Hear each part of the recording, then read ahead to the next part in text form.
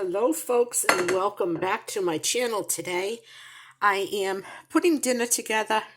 It is a fun Friday. I try to have something that I could usually call out for, but why not make it, okay? We like it just as well. Our favorite thing on a Friday night, usually on a Friday night, is Philly steaks. Now there is a place near my house that has an absolute phenomenal Philly steak. They call it their steak bomb.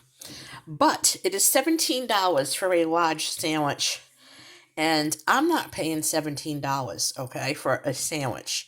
Then, it gets delivered and you have to tip and whatever. So I have a very high quality shaved steak that I just took out of the freezer a little while ago. And this is how I make mine.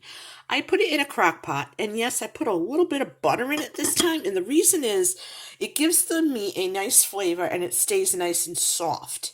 So I put that on high only because the meat is frozen, and actually you could cook anything frozen. I do. It's my kitchen, my rules, right? So we need stuff to top this sandwich off. So those dehydrated peppers that I had the other day, I am rehydrating them with some boiling water, and they're going to stay in here for about an hour or so. I will drain out any water, and then those are our peppers. I'm going to put them in to finish cooking with the shaved steak.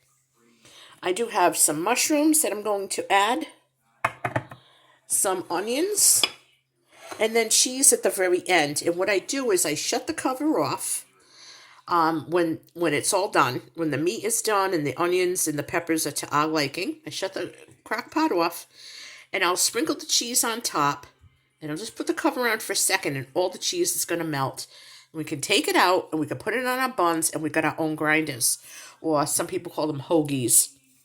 One little trick I use is I always like to use Gravy Master. It has a nice flavor, and it gives a nice coloring to any kind of soups or meats or anything like that you're making. I am going to start off the meal. We are both going to have, now this is only a pint jar, but we're going to have some vegetable soup that I canned a couple of months ago. And just to have a little something warm in our belly. And I did can some potatoes for fries. I am going to try one French fry. And if it fries up nicely, then I will do the about half the jar maybe for a batch of French fries. If I don't like the way they came out, they're going to become mashed potatoes.